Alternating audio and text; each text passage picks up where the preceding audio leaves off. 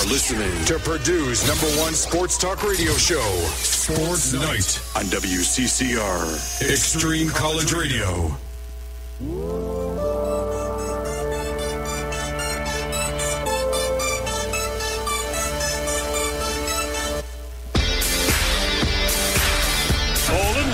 Sweep to the right-hand side, into the 15, breaks to the outside, off the block, goes to the 10, to the 5, and he scoots into the end zone with a touchdown. Moore has it, ahead to Johnson, Hill, touchdown! Play action pass, he rolls straight back, they've got a man wide open, it's Ross, he's at the 20, 15, 10, 5, touchdown Boilermakers! Smith shoots another three. Bullseye! It's intercepted. Ricardo Allen, they score. He's at the 30. He's at the 40. One man to beat is Robinson. Robinson can't get him. He's at the 30, the 20, 15, 10, 5. Touchdown, Ricardo Allen. Good evening, sports fans, and welcome to Sports Night. I am Mike Tainer. I'm Mike Becka. And I'm Steve Podraza. We got a great show lined up for you guys tonight. We're going to let you know what's happening in Purdue Athletics. We'll break down and analyze the Purdue football game against Wisconsin and preview Purdue's next game versus Ohio State. We'll actually also talk about Purdue men's basketball as they just had their 2 preseason exhibition games. Mike, and I will take a look back at Week 9 in the NFL in our segment, The Red Zone. Finally, we'll go through some sports news in Headline Crossfire. You guys ready to go? Like always. All right, let's start off with Back in Black. This past week in Boilermaker Athletics. The number 11 Purdue women's volleyball team had 2 tough matches over the week. Last Wednesday, the team took on number 5 Illinois and defeated the Illini 3-1. Junior Ariel Turner did it all for the Boilermakers, posting a 21-kill, 19-dig double-double while narrowly missing the triple-double with 8 blocks. Then on Saturday, the ladies took on Northwestern and beat the Wildcats 3-0. Senior Tiffany Fisher put down 7 kills and added 4 blocks, while freshman Val Nickel followed with 5 kills and 4 blocks. The number 11 Purdue women's volleyball team has another competitive week upcoming as they will face Iowa on Thursday and then take on number 2 Nebraska on Saturday. Both games are at home and start at 7 p.m. The Purdue men's and women's cross-country teams did not compete over the weekend as they're preparing for this weekend's NCAA Great Lakes Regional, which takes place in Toledo, Ohio. The Purdue women's swimming and diving team had a busy weekend as their season is now in full force. On Friday, the team took on Notre Dame and defeated the Fighting Irish 168-131. Then Saturday, the ladies took on Northwestern and won 171-122 over the Wildcats. The Purdue women's swimming and diving team will compete again this week on Friday at Iowa. The Purdue men's swimming and diving team had the same busy weekend as the women's team. The Boilers defeated Notre Dame 168-110 last Friday. Then on Saturday, the men beat the Wildcats 182-116. The men's swimming and diving team will compete again a week from Friday at Iowa. The Purdue wrestling team opened their 2011-2012 campaign on Saturday in Eastern Michigan Open. Junior Evan Lopachanski had a stellar debut as a Boilermaker, winning the Eastern Michigan Open title at 149 pounds to lead the Purdue wrestling team. The Boilermakers had 8 of their 17 entries placed that day, giving them a solid start to their season. The Purdue wrestling team will compete again on Sunday at Missouri. The number 17 Purdue women's basketball team had their first and only preseason exhibition game on Sunday. The Lady Boilers took on Edinboro, a Division II team, and defeated the Fighting Scots 88-73. The Boilermakers were led by sophomore Courtney Moses, who scored 25 points in 28 minutes of play. The Purdue women's basketball team will open the regular season on Sunday at home against IUPUI. Tip-off is set for 2 p.m. It's a fantastic team name. Oh, yeah? Sorry. The Purdue men's basketball team played their 2 preseason exhibition games this past week. Last Tuesday, the Boilers took on Northern State and defeated the Wolves 78-46. Senior Robbie Hummel made his return with a game-high 18 points, while sophomore Travis Carroll added 12 points. Then on Sunday, the team took on Southern Indiana and beat the Screaming Eagles 65-49. The Boilers' defense was the difference maker as they forced 20 turnovers. The Purdue men's basketball team opens their season this Friday as they will take on Northern Illinois at home starting at 7 p.m.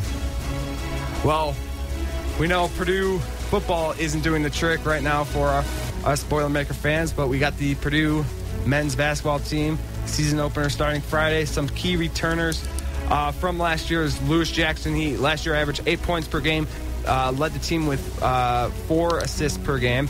Ryan Smith averaged 6.2 points per game, shot 44% from the arch. Bringing back Kelsey Barlow, he averaged 5.1 points per game, led the team with 0.8 steals behind Etwan Moore, who graduated and moved on to Italy. And then we got Robbie Hummel returning. You know, we all know his story. He's been a season and a half off with 2 torn ACLs. First off, I think we all got to talk about the return of Robbie Hummel. What do you guys think? I know, Mike, you couldn't see his first action. Becca, you know, you're the Paint Crew treasurer. So, what did you think of Robbie Hummel's return? I thought the first game he looked great in the first game. Didn't play as much in that second exhibition game, but the first game he looked good coming back. You know, he took a couple hard falls, but he got right back up. Yeah, I mean, to me, it didn't look like Robbie Hummel lost a step. No. Over the transition of tearing his ACLs twice. Yeah. Granted, in the first game. Second game, I don't know. Me and Tainer, this is going to get confusing. Mike and Mike. I'm just going to say Tainer, Becca. There we go. Go for it. Whatever floats your boat, kid. Just going to go with that for right now. That's fine. But I know me and Tainer both went to the game, and, you know, we sat next to each other, and we were saying Hummel got a little shot happy. Mike, what did you see from him? Tainer. Well, I mean, he got shot happy, but, you know, here's my thing. These 2 games have been against nobodies. Yeah. I want to see what Robbie Hummel does when he actually has to play up against good players. Like you said, he did get shot happy. He was taking some iffy shots. You know, a few of them went in. It's good to see that he can still shoot and still has great range. Right. He's going to play power forward this year. Yeah. Hey, you know, that's not his natural position is the 3. Yeah. I mean, that's where he's best, and that's where he should be playing. But unfortunately, because of the lack of big men that this team has that can be effective, I think he's going to have to play power forward for the majority of this year. Is that going to take a toll on him? I don't know. I want to see how he starts playing when we start playing some decent basketball teams because, let's be honest, a lot of players could do good against Division II teams when you're a Division I star like Hummel. Right. So I just want to see how he can make that transition at the 4 position and, hopefully he can figure, I don't know. We'll have to see what he can do. The big story, the big news headline for this year is the loss of Juwan Johnson and Etwan Moore. Yeah. You know, Juwan Johnson last year averaged 21 points per game and had averaged about 8 boards per game. Yeah. And then you had Etwan Moore there with 18 points per game. And both played a lot in the games. They both averaged 33 plus minutes per game. How do you feel these big shoes, that have moved on to the professional level? Yeah. I think you want to go ahead. Yeah, I mean, you're just really going to need to see Lewis Jackson and Ryan Smith step up. Being senior leadership, they're going to need to put up a lot of points. You're also going to need to see DJ Bird step up and get some points in there.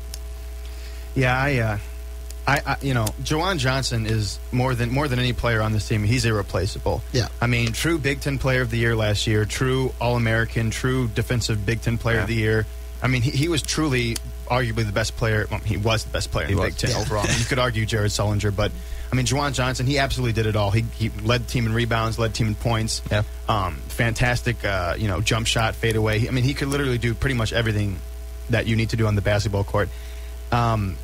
Replacing Etwan Moore is going to be tough because the guy could score 20 points per game. He could score 25 points per game if he really wanted to. Guy was an amazing shooter and just a great overall player. I think the biggest hurt's going to be Johnson because Purdue has nobody with size that can equal out anywhere near what Johnson's ability was. So I think that the toughest thing is going to be for Purdue, especially because I think they're going to be undersized this year. Oh, yeah. How do you replace somebody who is basically the reason why you were as good as you were last year in Johnson? I don't know how they're going to do it. We'll have to see. Because, looking at the season ahead, our Achilles here is Robbie Hummel. Yeah. I mean, if he gets in foul trouble, this team is screwed. Yeah. Yeah. For sure. There's going to be problems. During the offseason, I think Travis Carroll has made strides. Yep. But he hasn't blossomed yet. And the player I think Matt Painter thought he could be or would be. He had a great shot off the baseline in the first exhibition game against Northern State up in South Dakota. Yeah. They did end up losing to beating. They beat Butler. They did beat Butler the next day, 53-50, which is a kind of a funny side story. Yeah.